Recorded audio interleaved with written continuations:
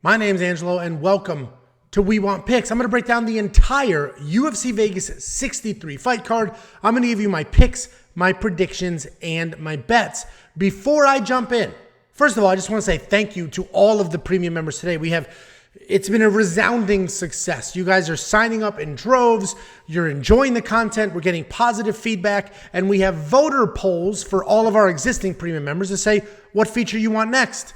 And then we continue to roll out those features. So thanks for the feedback for existing premium members. And if you're not one, become one now. Go to WeWantPicks.com. At the top, there's a button that says Become a Member. You will get all of our bets, all of our picks, our predictions, our raw notes, confidence picks, round line props, DraftKings player rankings, DraftKings ownerships, a DraftKings optimizer. You get FanDuel content, prize picks content, underdog content.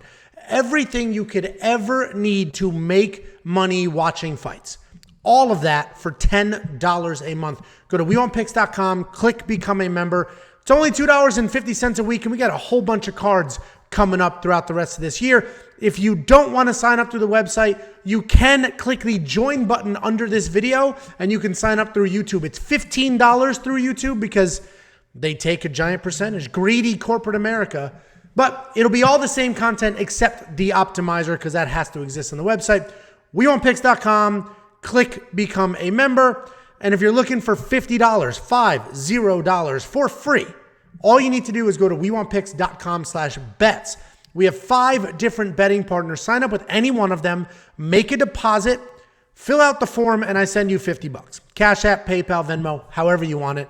We had a ridiculous amount of people sign up during UFC 280, so we're catching up on those. Make sure you fill out your forms, and we will send you that $50. WeWantPicks.com/bets. I've already done this breakdown. The audio was absolute trash city dumpster fire talking through a tin can, so we're going to run it back.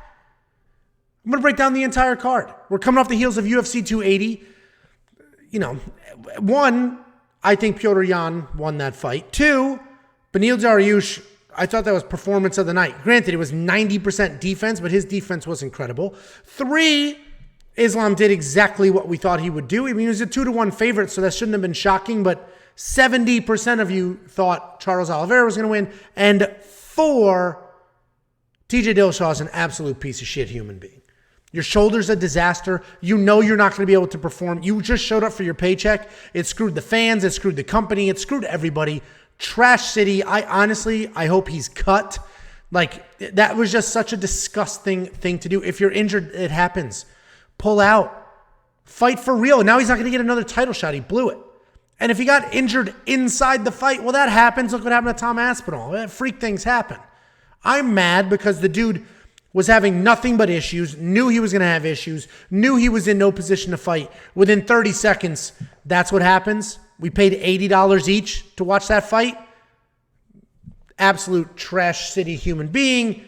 But let's jump into this card. Only 11 fights, and opening up, we got Cody Durden taking on Kleydson Rodrigues. Cody Durden, he's a wrestler. He throws big looping punches to close that distance and then get the takedown. And his takedowns are pretty good. He changed them together well. His takedown accuracy is just shy of 40%, which is not very high, but he averages more than 4 takedowns per fight, which is very high. And that just tells you he's a chain wrestler, nonstop working for those legs. He's 2-1 in the UFC, and he's coming off the absolute destruction of JP Bays, where he put him out on his feet in 1 minute. Kleydson Rodrigues is a very well-rounded prospect with a lot of potential.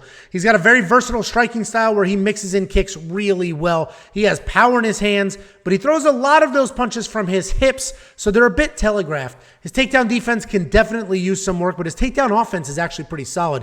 He has nice trips from the clinch and almost has a Greco sort of wrestling style there. When he's on top, he does a great job of establishing his positions and then striking from there. He's coming off that close loss to CJ Vergara, where he had success with the takedowns and he landed more total strikes, but ultimately lost because of the pressure and pace from Vergara. This is a very close fight, and this entire card is loaded with close fights. Because I think Kleydson Rodrigues can be a real prospect, and he's shown how well-rounded he is. Even in that loss to Vergara, he looked good. He had phenomenal takedowns early, but then that forward pressure and that pace of CJ threw him off. And Cody does exactly that. He comes forward. He pressures. He shoots. He strikes. He shoots again. He pressures. He just doesn't stop. And now we know Cody has one-punch knockout power in those hands as well. Kleydson has been taken down twice in that Contender Series fight by someone who is not even half the MMA wrestler that Cody is. I think Cody's going to exploit that. Cody's going to be my pick here. I might bet on him as the underdog in this spot, and I'm also going to be keeping an eye on the prize picks and the bet online takedown lines. If you guys watched the betting video from UFC 280, you saw that I put together an analysis of the takedown lines. Prize Picks puts out takedown lines. Bet Online is the only sports book on this earth that puts down takedown lines. We compared them. We zeroed in on where you can find some real value. We made a bunch of money on Muhammad Mokaev. We got him over 2 takedowns, which that was going to be easy money. So I'm going to wait for those props to drop. We'll do that same analysis. We'll do that for premium members. So 2 things. 1, Bet Online, by far the best sports book for MMA betting. Things like takedown lines, significant strike lines, minus a round, plus a round, all that stuff is absolutely amazing. So make sure you sign up with them. If you do it through WeWantPicks.com/bets, we'll send you $50 as a thank you and become a premium member. We're going to give you that analysis every single week. So not only are we going to give you our bets that you could tail, which I don't usually recommend people just tailing bets blindly, but we're going to give you tools and analysis so you can pick your spots and make educated decisions as well. Cody Durden, underdog pick right out of the gate. Then we got Christian Rodrigues, and he's taking on Garrett Armfield. Christian Rodrigues is a slick striker with solid movement. He's got good speed and very good takedown defense. He bounces between 135 and 145, but his only career loss has been at 145. So it's nice that he's done with the bouncing around. He's back down at 135, and he said he's going to stay there. He's not going to be undersized, which is going to be good for him. Rodrigues has decent takedown defense at 60%, but he was taken down 8 times in the UFC so far, coming off a short notice loss to Jonathan Pierce where he was undersized and outgrappled, again, at 145. Garrett Armfield is a technical striker who doubles up his jab and switches his stance really well. He's also working forward and he stays controlled, but he doesn't take too many risks, so he's got a nice pace there. He does a good job kicking the legs before coming up top. He can grapple defensively, but he doesn't look for takedowns offensively. But when he does, he has clean power, like muscle power in those takedowns, and he works them in well. He's coming off a short notice UFC debut loss to David Onama, where he was taken down and submitted. Should be a fun fight. It's likely going to be striker versus striker. And I don't think there's going to be much grappling, but there can be. Because if there was only striking, Garrett Armfield would be the pick. I think he's the better striker. I think he mixes it in better. His takedown defense is solid. But Christian Rodrigues can wrestle. He even took down Jonathan Pierce twice in that loss, and he was undersized. And when he was taken down, he threatened with submission. So this is MMA. I'm going to go with Christian Rodrigues here because he has more ways to win. I think he can win with takedowns. I think he can have success in those striking exchanges. So I'm going to go ahead and pick Christian Rodrigues here, but leave him out of parlays. And Garrett Armfield is one of many live dogs on this card. Then we have one of the more interesting fights. We got Roman Dolidze taking on Phil Hawes. Roman Dolidze is a world champion grappler. World champion, not good grappler. Very amazing world champion grappler. He's levels above most people in this department. And despite his grappling credentials, though, he has no problem marching forward, throwing heavy, and then just working a striking match. He's got very real power, and we saw that in his last fight against Tyler Dawkins, where he lit him up in the clinch. And then you got that fight done. Dolidze's very well-rounded, but if there's a knock on him, he can get caught playing his opponent's games. He's a 10-1. That one loss was bullshit. He's 11-0. That was a bad decision. Phil Hawes is a phenomenal wrestler with a ton of power and explosiveness. His striking continues to improve, and he looks more comfortable each time out. He's coming off that stoppage win over Duran win, where he landed 126 strikes to Duran's 32. That is 4 times the amount of strikes landed. He went 1 for 3 in takedown attempts, but Duran is short, stocky guy that also has high-level wrestling experience, so taking him down is not an easy thing to do. Phil Hawes is a high-level athlete who can win fights striking or grappling, but he absolutely needs to protect his chin because we've seen what some clean striking can do to him.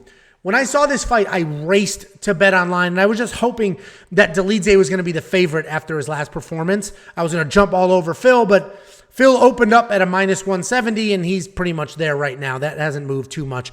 We've had incredible success picking Dolidze in the past, especially in his last fight where he was an underdog, but I don't see it happening here. Right? Dolidze is going to have the far better BJJ, but he's going to need to get it to the ground for that to matter, right? I just don't see that happening, right? He can... BJJ is a funny thing, right? Oh, he's on the ground. That's it. No, a lot of people have phenomenal BJJ, but they need to be on top or they catch things in scrambles. Charles Oliveira's in that group, right? Off his back, he's threatening for things, but he's dangerous on top. He's dangerous in scrambles.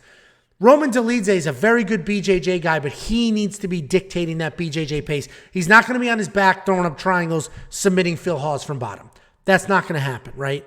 So the reality is, for him to use his BJJ, he's going to need to be on top. I don't see him being on top because Phil Hawes is the wrestler. He's not going to get taken down. He's got phenomenal takedown defense. And if Phil Hawes wants to take Roman down, he can. Phil Hawes, I think, is going to win this fight. He does need to be worried of Roman's power. Roman has very real power in his hands. So that worries me a bit. But I think if Phil gets in trouble, he can dive at some legs, shoot some takedowns, and get it done. Roman Dolidze's takedown defense is only 37%. So Phil Hawes is the pick here. The chinniness worries me. Well, another fight, we'll see what those takedown props look like when those drop. Then we have Joseph Holmes taking on Jun-Young Park. Joseph Holmes is a massive 6'4" with an 80-inch reach, but he tends to stand upright and he doesn't really use his reach that well with his striking. He uses it very well with his grappling, though. Off his back and on top, he's using his limbs. He's using his long arms for anacondas, things like that. Holmes can be low volume at times, but when he does engage, he likes to stick and move until he can wrap you up and then work a takedown. On the ground, he is a solid brown belt and he controls really well. He's 2-1 in the UFC, but that loss was to Jamie Pickett in a fight where he controlled the striking, but ultimately gave up 2 takedowns. He bounced back against Alen Amedovski with a knockdown, a takedown, and a submission all in the first round. Jun-Young Park is a well-rounded fighter with a very nice jab, good cage control, and solid setups and takedowns. He's good everywhere, but dangerous nowhere, meaning he doesn't have the power to KO you or the submissions to really get people out of there, but he's grinding out wins, and he's doing it over solid opponents like Tefan Chukwi and Marc-Andre Barrault. He has solid striking differential of around 5-4. He averages more than 2 takedowns per fight, and he has enough cardio to maintain a pace for 3 full rounds. Park's the 2-1 favorite here, and yeah, this card is full of 2-1 favorites that are in the opposite direction of what you would think. This is sort of one of those, right? I have to imagine he's a favorite because of his volume and the potential for takedowns and control. He's not really live for a stoppage anywhere in this fight. So Park does have solid wins. He has fought the better overall level of competition, but let's not forget, a lot of people think he lost his last fight against Eric Anders. He landed more total strikes, but he also gave up 3 takedowns and a full round of control time. I do think Park can get it done here, and that's because he's the more well-rounded guy. He's got the higher volume in striking. He can get the takedowns, but Joseph Holmes is going to be far more dangerous, and the only reason I'm not picking Holmes is he's a little bit low volume. He takes too long to pick his shots. If Joseph poured on a pace, he's absolutely 100% the pick, but I don't trust him to get his hands going, which means, Park is going to be able to get his hands going, work in the takedowns, and then Joseph Holmes is going to be backing up. So Jun-Young Park is the pick. I don't trust it enough for a bet. We'll see when the props drop. I might do a takedown prop bet here as well. We've had a ton of success with those takedown prop bets. Then we have what I said the other day is everyone's favorite skinny little dork, Chase Hooper. And he's basically the boy version of Mackenzie Dern. Boy, not man, boy. And he's taking on Steve Garcia.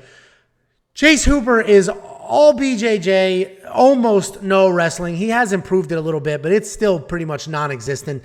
And as I've said many, many times before, I'm just never going to understand how you can be so good at jiu-jitsu and just so bad at getting it to the ground. If that's where you want to be, and that's your best path to win the fight, why are you not working wrestling nonstop? I just don't understand that. But anyway, Chase Hooper is incredibly tough, and he does have very slick BJJ. His takedown offense is only at 27%, and he doesn't really have much of a get-up game if he is the one who is taken down. His striking's not very good, but it is definitely improving. He's a young prospect that can have some success, but he needs careful matchups. For example, that loss to Steve Peterson was a very bad look, and it set him back because Steve Peterson is not particularly good. He's not great anywhere, but he's stupid tough, solid submission defense, and he just beat up Chase Hooper. And that's why they have to be careful in these matchups, because Steve Garcia has been a featherweight his entire career. He did move up to lightweight for the UFC, and now he's back down to featherweight. So now he's not going to be undersized anymore. He's a solid grappler in his own right. He's got good takedowns, decent boxing. He likes to come forward with big strikes to set up that grappling. His striking is very solid. He's got nice movement, big power, decent speed. He's not afraid to mix it up, but he can overly expose himself with aggression. This entire card I mentioned is loaded with fights and fighters that have odds that just don't seem right to me. UFC 280 had all 2-1 favorites, but they were logical 2-1 favorites, right? Everyone made sense to me. This card is all 2-1 favorites, and I just not feeling it. I think a lot of these fights should be pick'ems. Chase Hooper here is a 2-1 favorite against a guy who can wrestle, a guy who can grapple, a guy who can stay tough, and a guy who can sit hard. That doesn't make sense to me. This should be much closer to a pick'em. This could be that Steve Peterson fight all over again. I imagine on paper, people see that Garcia lost to Pena, and they think this is going to be the same thing. But that was a little different. Garcia essentially came charging forward, throwing big. He did have some success, but Pena just jumped on him and climbed him like a tree and then stuck to him like glue. I don't know if Chase Hooper is going to be able to do that exact same thing. And that fight for Steve Garcia was short notice. It's going to be interesting because in that fight against Pena, Steve never stopped throwing strikes. He never stopped trying to make something happen. I do think Chase can win this fight. He's probably going to be the pick here, but that's only because I think he is working on his wrestling. We have seen some improvements there. And if Steve Garcia comes charging forward, we can see Chase Hooper duck under that, get a takedown. No bet. Absolutely no bet here because I think Steve Garcia is dumb live in this fight. Chase Hooper's a talented kid, but he's still a kid. He's got boy muscles. He's very, very tough though. And the bet that we've had a lot of success with him on is inside the distance decision, no action. So if Chase Hooper wins by submission, you get paid. If he loses a decision, you get a refund. And he is incredibly tough. So even when he's getting the piss beat out of him, he's not going anywhere. He's staying tough. He takes his beating.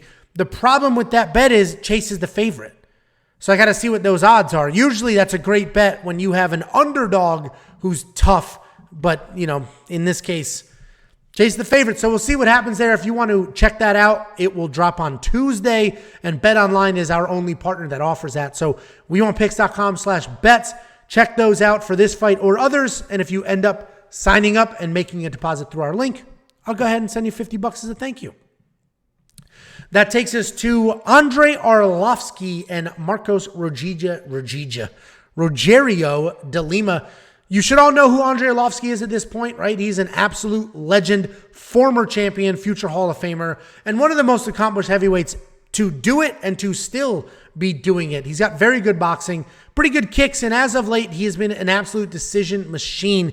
He's been fighting for over 20 years, and he brings all of that knowledge into every single fight. He seems to be making small improvements as well. Obviously, being 43 years old, the big question is going to be about his chin, and it's hard to answer because years ago, he was getting knocked out. He was out of the UFC, getting knocked out. Things were not going well for him.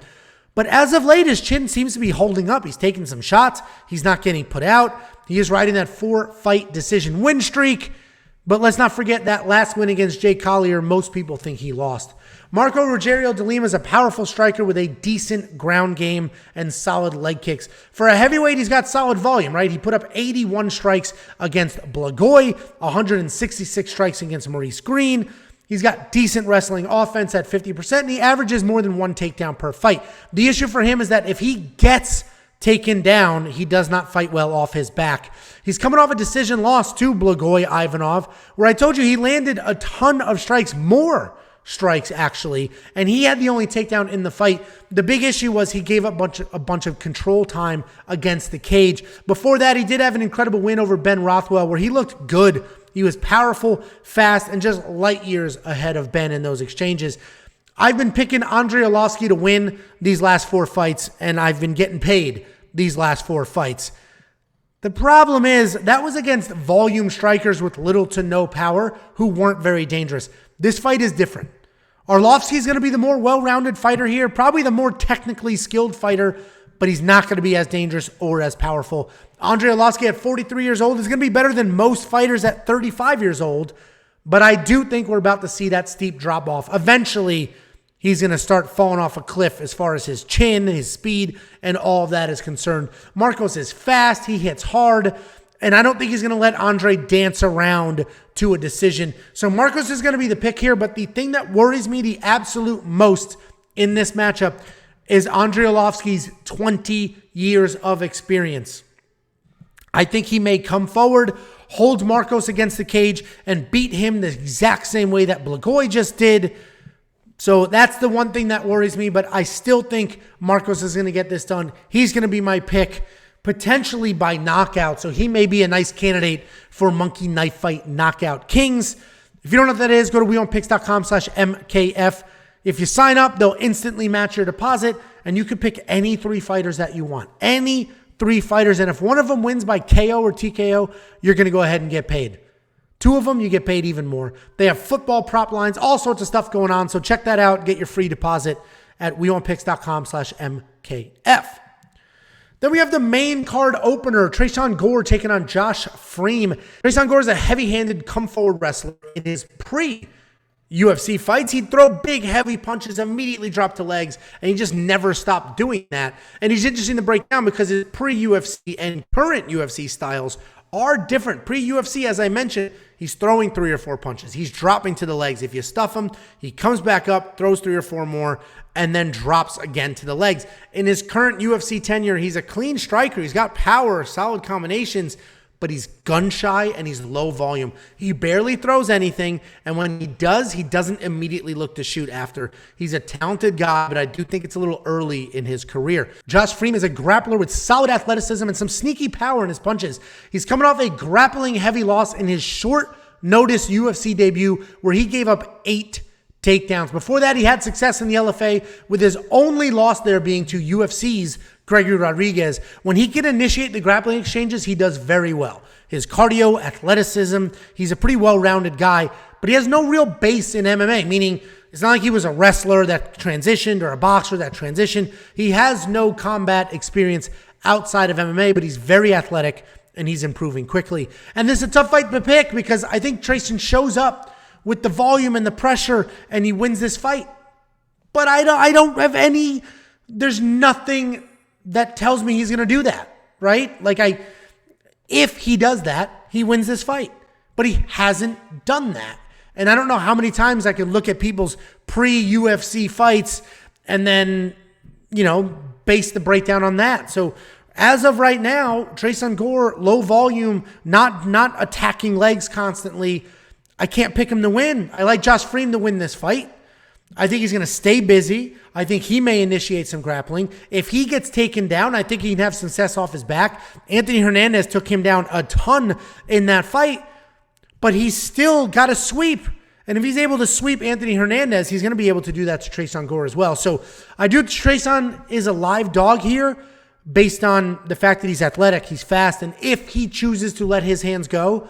But as of right now, we haven't seen it. Josh Fremd, we have seen him let his hands go. We have seen him try to get that win. So I like Josh Fremd to win this fight. And unfortunately for Tresean, I think he needs to leave the UFC, get some more experience, and then come back when he's a little more polished and a little more confident in the cage. Then we got Waldo Cortes-Acosta taking on Jared Vanderaa in a heavyweight. I don't want to say banger because this fight might suck, honestly. But Waldo Cortes-Acosta, in his own right, he's a fun heavyweight striker. And he fights how you would expect a fun heavyweight striker to fight. He marches forward, he wings wide looping punches, and he's really looking to take your head off. He will feel you out and feel out that range, but after a few light jabs, he's going to start throwing that heat. What he does well is mix in body shots before coming to the head. He doesn't look for takedowns, but if it ends up on the ground, he's got some decent BJJ that can create scrambles or even, work back up on top or to a sweep. Jared Vanderaa is a volume striker. He built his pre-UFC career in his grappling, but you haven't seen much of that lately. I feel bad for Jared, right? He's on a 4-fight skid, but he is a gamer. He stepped up on short notice multiple times for the UFC, and despite the 4 losses, he has had some success. He beat Justin Tafa in a dominant striking performance. He had a close fight with Andrei Arlovski where he actually outstruck Andrei 70-40. He's coming off that KO loss to Chase Sherman, which I thought that was going to be it for him in the UFC, but it looks like they're giving him another chance. He's got a long jab, solid distance control, clean striking, in addition to he's just a big guy, and he's got some wrestling if he ever decides to use it. And I feel like I always mention that Jared Vanderaa is live in his fights. Every breakdown, I'm going to give him credit, just like Tresean Gore, for his pre-UFC grappling. But we just haven't seen that. We haven't seen him been able to do that successfully. He's got 1 takedown, and that was in his UFC debut against Harry Hunsucker. And that's in 7 fights. So again, I have no reason to think he's going to come out here looking like an Olympic wrestler. So I got to go with Waldo with the power in his hands. I think he's going to get it done. Chase Sherman just knocked out Jared. Waldo's going to have way more power than Chase Sherman. So Waldo wins this fight. I think he does it by knockout. And he's another guy that you should be throwing in your monkey knife fight knockout kings. Check that out. WeWantPicks.com/MKF. You can pick any 3 fighters and you can get paid some solid money if any one of them gets a KO or TKO. Then we have one of my favorite fighters, and certainly my favorite fighter on this card, Dustin Jacoby, taking on Khalil Rountree. Dustin Jacoby's a high-level kickboxer who at one point was ranked 2nd in the world. He does a great job keeping things technical and then working your legs. And he's going to chop down that tree early and come up to the head looking for a stoppage. He's very technically sound with good power and volume. Taking him down might be the obvious path, and people can take him down, but it doesn't seem to be working. Since 2020, he has been taken down a total of 12 times. 9 of them were by Jan Kutalaba, and he didn't even lose that fight. In fact, he lost none of those fights.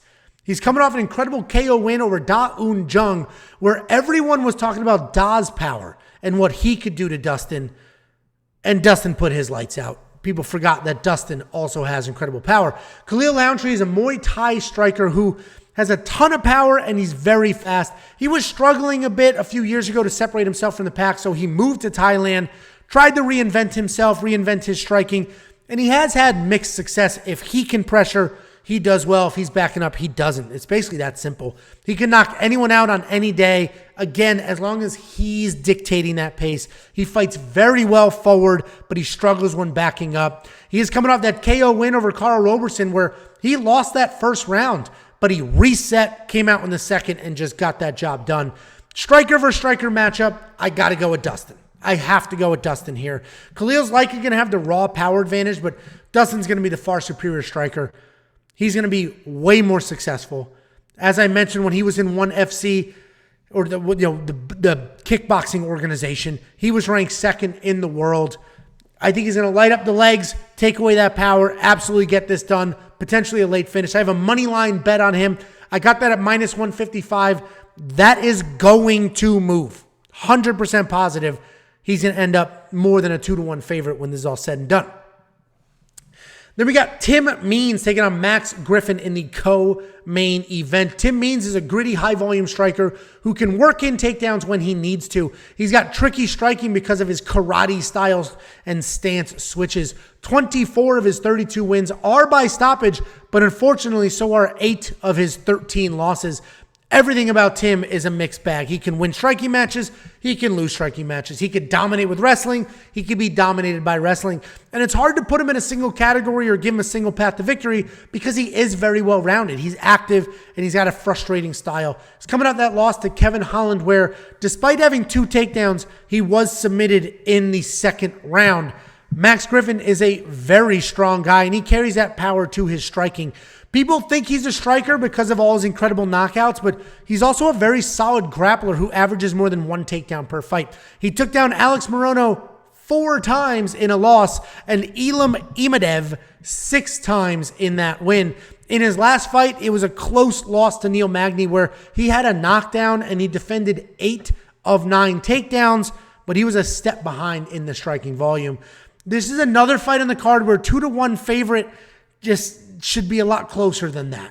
I do think Max wins this fight, and I think he's more dangerous in this fight, but Tim could absolutely march forward, pour on the volume. He landed 144 strikes against Mike Perry, 126 against Staropoli, 94 against Nicholas Dalby, and I think Max is going to pull this off. I think he's going to be able to do it with power, takedown defense, but again, this is much closer to even money than it is a 2-1 for Max Griffin.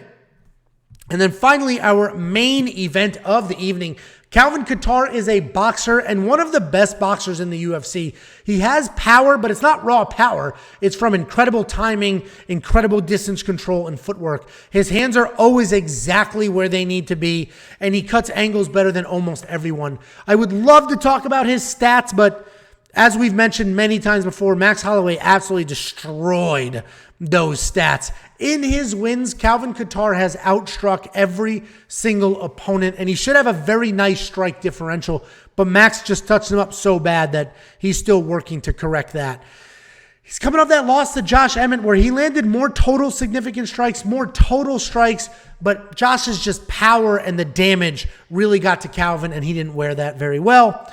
And Arnold Allen is a solid opponent here, and he's really flying under the radar. He's a very solid striker who loves counter-striking and sort of attacking from there. He's got an upright stance, which helps him protect himself when he's outside of range. But when he comes lunging in with solid power, it's great.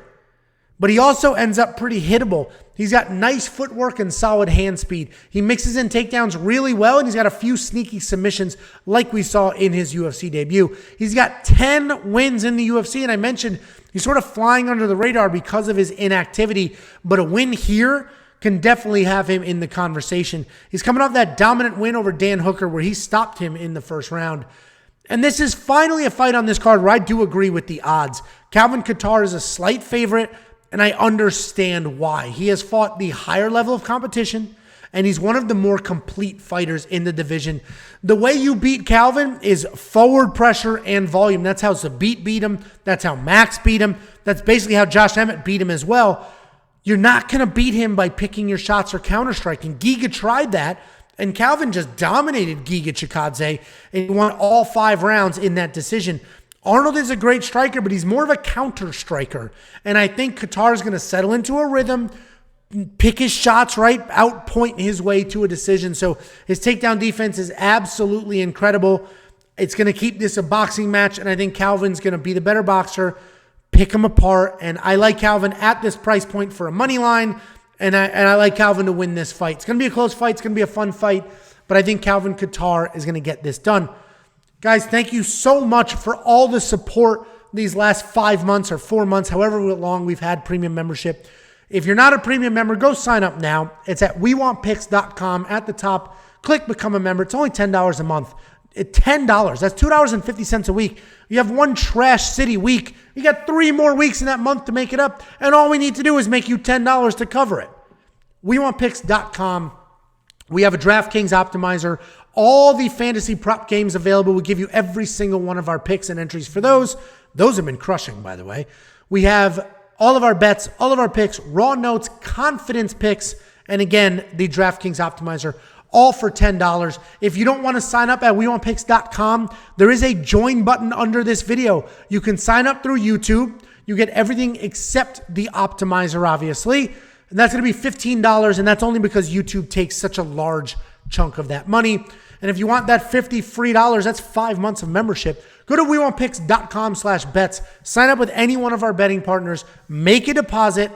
Let us know after you do, and we send you $50 as a thank you. Guys, we have fresh content 7 days a week. On Sundays, my quick pick videos drop. On Mondays, Jacob's quick pick videos drop. On Tuesdays, Jacob and I go through the card together, debate who we think is going to win, and give you our fantasy plays. On Wednesdays, Jacob goes live for a hangout. On Thursdays, the Lock of the Week video drops. On Fridays, the betting and prop videos drop. And on Saturdays, we have Fight Companions. So make sure you like, subscribe, do all the things, and join our free Discord. Costs $0. Join the Discord, participate in the conversation, and we'll see you 7 days a week.